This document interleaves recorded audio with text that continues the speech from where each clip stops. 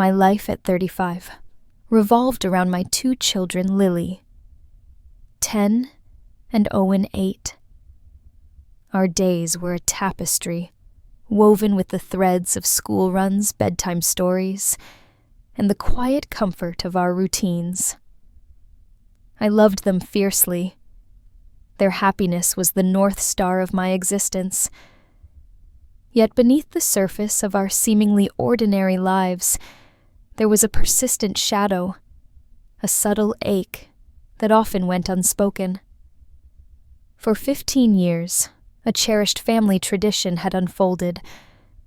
My mother, Sarah, consistently rented the same beautiful beach house, Asios, for our annual summer vacation.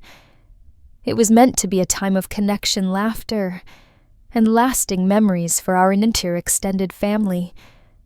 But despite this long-standing tradition, my children and I were never once invited to join. Every year, the same polite but firm excuse would surface. There isn't enough room. This explanation, however, always seemed to conveniently overlook the fact that my older sibling Jessica and their family of 6 always found a place effortlessly. I had built a successful career in real estate investment, a testament to years of relentless work and countless sleepless nights. But in the eyes of my family particularly, Jessica, my achievements seemed to hold little weight. I can still recall their dismissive chuckle. Perhaps if you engaged in something more conventional, things would be different. I never argued back. Instead, I just silently pushed myself harder, driven by an unspoken promise to myself and my children. A promise to forge our own path, to create our own sense of belonging. Then, last month, something monumental shifted. I made a significant acquisition, a purchase so impactful, it reverberated through the family, leaving them utterly speechless. This was more than just an investment.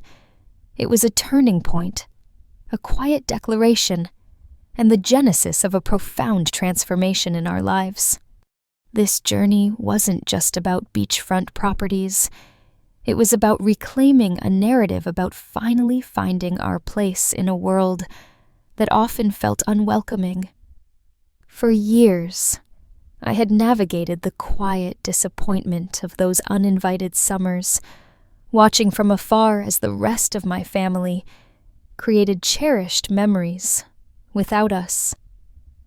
My ambition, once fueled by a desire for external validation, slowly transformed into a relentless pursuit of self-worth and a profound desire to provide my children with a sense of security and belonging that I often felt was denied to me.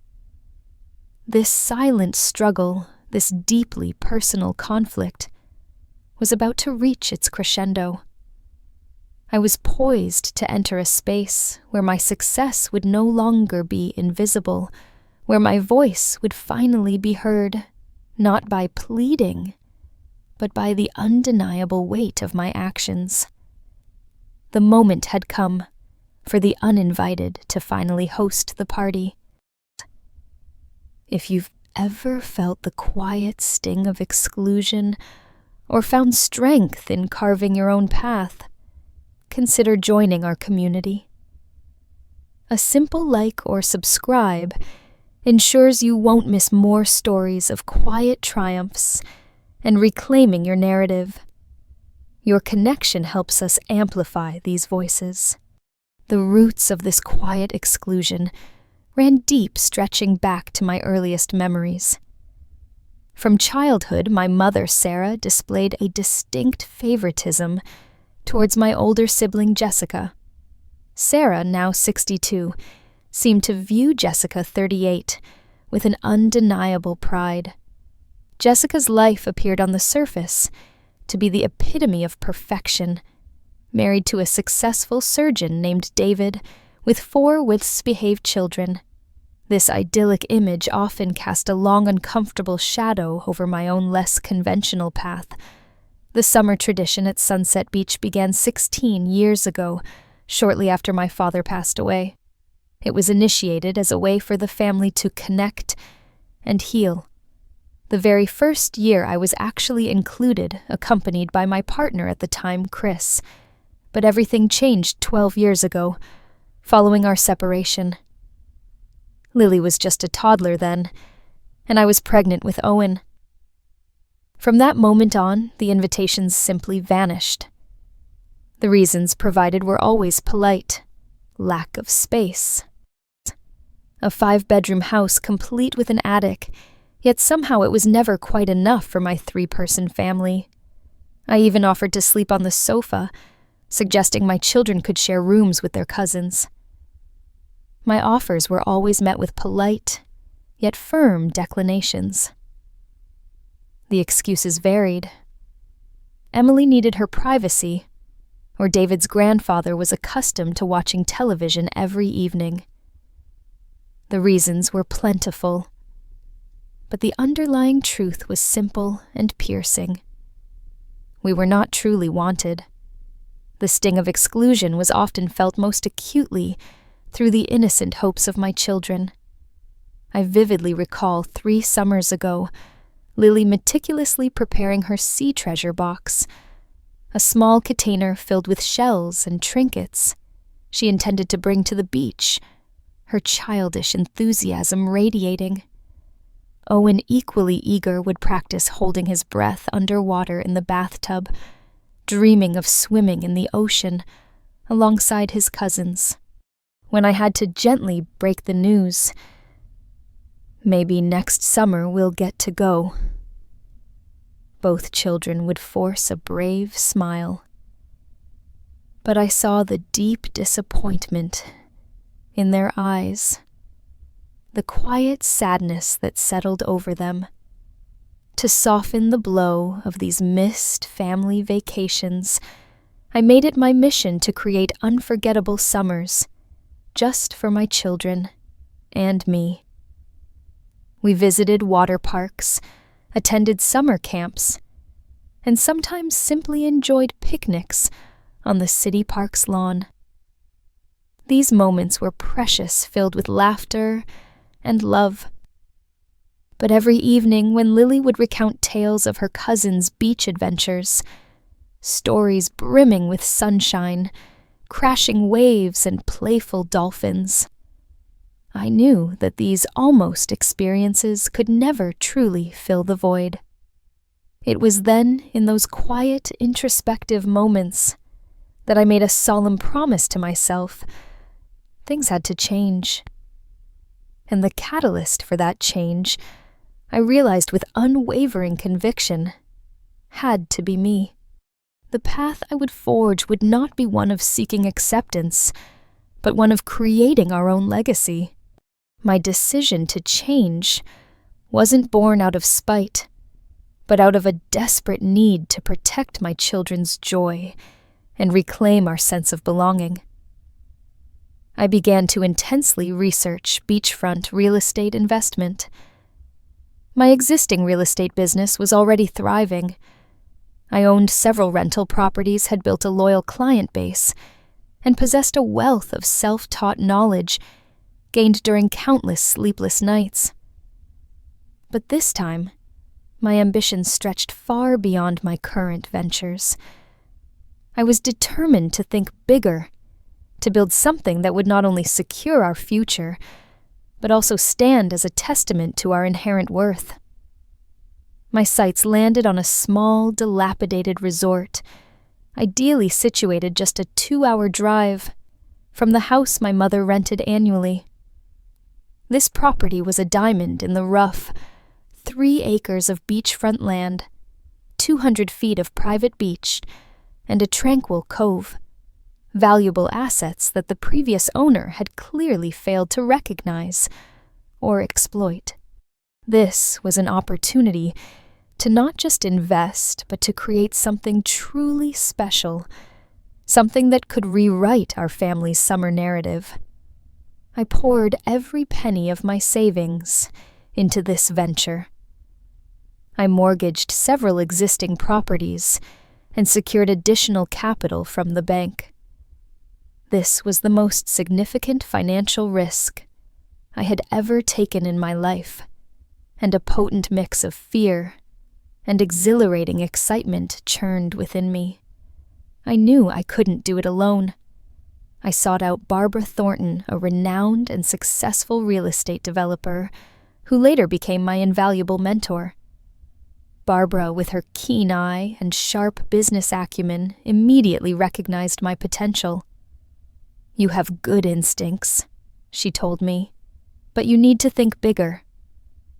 Her words ignited a fire within me. She became my guide, helping me craft a comprehensive business plan, connecting me with crucial investors, and setting me on the path to transform that worn-out plot of land into what would become Seaside Haven, a resort embodying a fresh vision. Throughout this entire process, I meticulously kept my plans a secret from both Sarah and Jessica. Part of me wanted to wait for the perfect moment to reveal my creation, but a larger part simply wanted to avoid the familiar disparaging comments and skepticism that I knew would inevitably come. However, there were two people I couldn't and wouldn't keep this secret from my children. One crisp winter morning, I drove them to the resort. The parking lot was riddled with potholes, the signs were peeling, and frankly, everything looked far from appealing. "This is where we'll be spending our summer vacation," I announced, leading them to the weathered wooden deck overlooking the vast ocean. The waves gently lapped at the shore, and the boundless sky stretched above us. I turned to face them, a wide smile spreading across my face. "This place is ours. I bought it." Lily's eyes widened in disbelief. "You bought a hotel?" she gasped. "It's a resort," I corrected her, a warmth spreading through me. "We're going to renovate it, and starting next summer, all three of us will spend our entire summer vacation right here." Owen, ever practical, chimed in, "Right near Grandma's house." "Just 10 minutes away, sweetheart." I confirmed a hint of something more than just geography in my voice. To involve them in this monumental undertaking, I gave them a special task to design one of the rooms. The family room. Their imaginations soared. They proposed a cozy reading nook, their very own ice cream bar, and a deeper swimming pool. As they excitedly brainstormed, their eyes shone with a brilliant light. In that moment, missing their unbridled joy and excitement, I knew with absolute certainty that I was doing the right thing. This was not just about a building. It was about building a new foundation for us. As Seaside Haven began to take shape, I meticulously planned a grand family gathering for early July. This was no ordinary reunion. My guest list was carefully curated. I only invited those relatives who, like us, had been consistently excluded from my mother's annual beach vacations. Elegant handwritten invitations were dispatched to aunts, uncles, and cousins. Noticeably absent from the guest list were Sarah and Jessica. When Owen, with his innocent curiosity, asked, "Why isn't Grandma coming?" I gently replied, "Grandma has other plans, darling." News travels fast in families, and it wasn't long before word reached my mother. Soon after Jessica's furious call came. "You're hosting a family gathering and didn't invite Mom and me," she fumed, her voice laced with indignation. "My children are crying. thinking you hate them." I remained calm, my voice steady. "I'm truly sorry if they're upset," I began. "However, this particular vacation is specifically for those who have been left out for the past 15 years. As for you, you already have plans with Mom's rented house. I wouldn't want to intrude." Jessica's anger escalated. "Are you expecting us to pay to get in there?" She practically screamed the insult clear in her tone. "You are welcome to book a room like any other guest," I replied evenly. "If you wish." The conversation abruptly ended, with Jessica's final cutting remark. "Mom was right. You're always selfish." I just remained silent. I knew deep down that this wasn't revenge.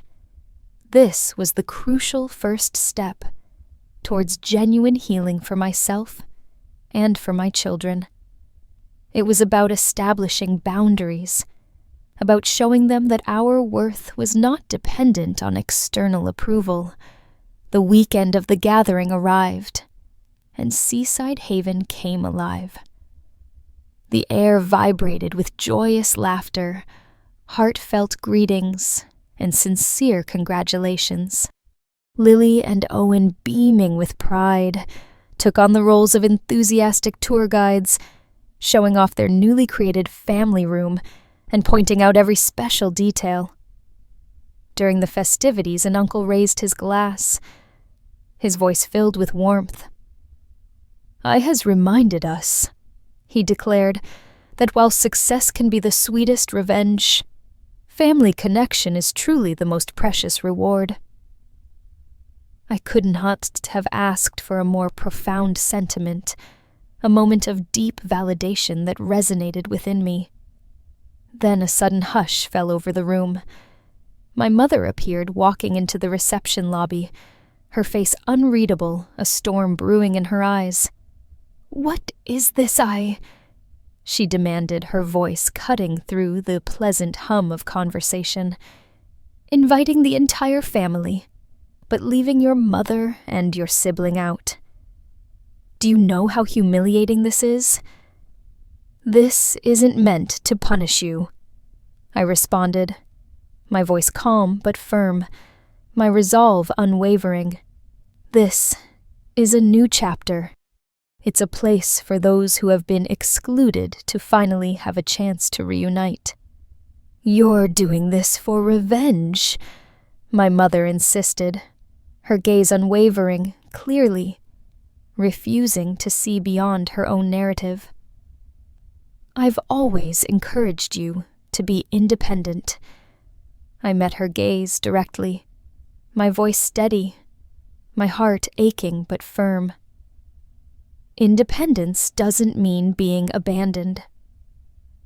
After a strained silence, my mother unexpectedly asked for a tour.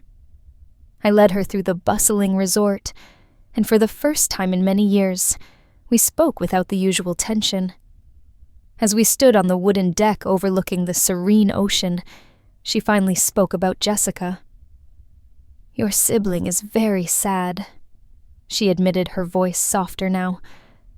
"The children are looking forward to seeing Lily and Owen." "The children are always welcome to visit," I clarified, "as guests, not as if they are doing us a favor." "We didn't mean to make you feel that way," she said softly, a hint of vulnerability in her tone. "I know," I replied, "but feelings don't need a reason. They just need to be honest." Finally, my mother said she would stop by on one of the days during her own vacation nearby. I didn't ask for more. This subtle shift, this small acknowledgement, felt like a quiet victory. The days that followed that initial family gathering at Seaside Haven were filled with a profound sense of peace I hadn't felt in years. Yet the conversation with my mother lingered a bittersweet reminder of past wounds, I found myself reflecting deeply on the choices I had made and the path that had led me to this moment. It wasn't about proving a point anymore. It was about truly finding my own ground. One afternoon, as I watched Lily and Owen playing joyfully on the private beach, their laughter carried on the breeze, a wave of clarity washed over me. All those years of striving for acceptance, of trying to fit into a mold that was never meant for me, had finally come to an end. My value, my worth, was not contingent on anyone else's approval. It was inherent, forged in the fires of resilience and self-reliance.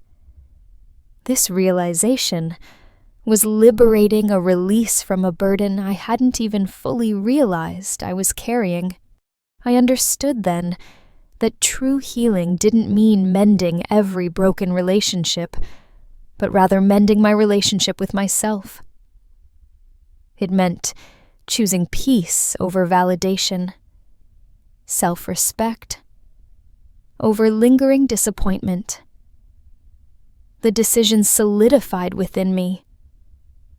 I would continue to build, to grow, and to nurture the community I had found, without looking back or seeking approval from those who had consistently withheld it.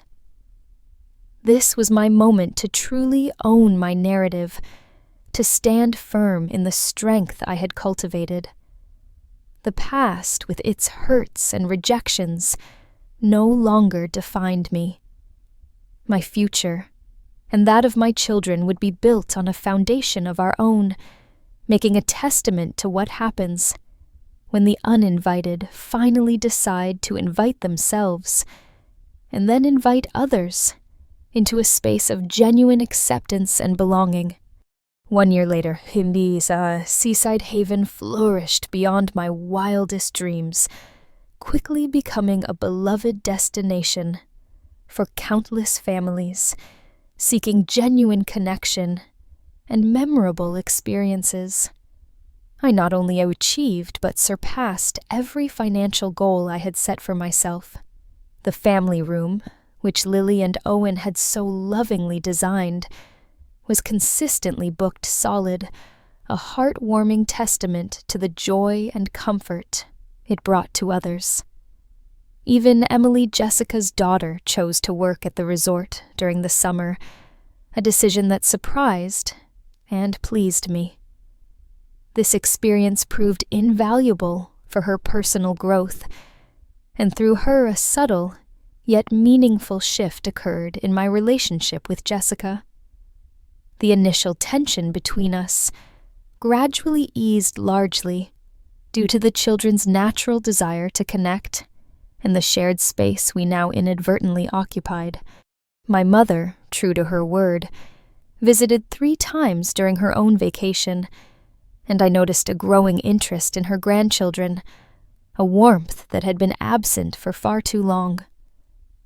These interactions, though still navigating years of unspoken history, were a quiet step towards a more authentic connection. I didn't just build a resort. I rebuilt the very concept of family for myself and my children.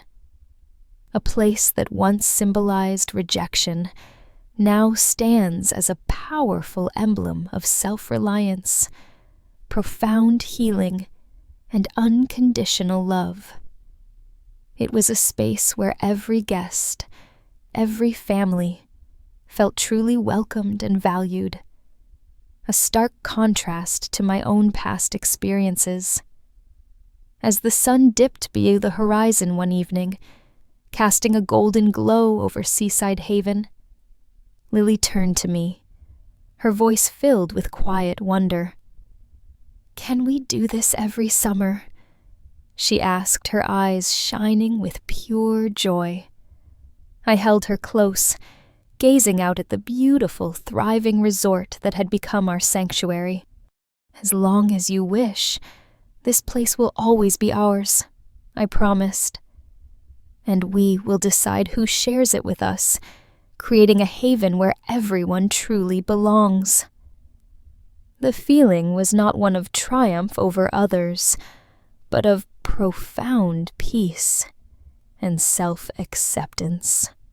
The story of Seaside Haven isn't merely a tale of financial success or overcoming familial discord. It's a testament to the quiet power of resilience, the transformative journey of healing, and the profound importance of self-worth.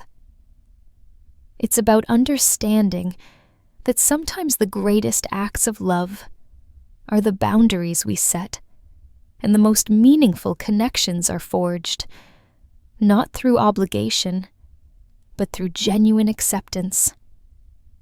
In the end, while some family relationships may never fully heal, in the way we initially envisioned true liberation comes from embracing our own path, from creating spaces where we and our loved ones can thrive authentically. This journey taught me that happiness isn't found in external validation, but in building a life rooted in integrity, love, and a fierce commitment to our own well-being. May this story inspire you to recognize your own inherent value, to build your own havens, and to remember that the most beautiful summers are the ones we create ourselves.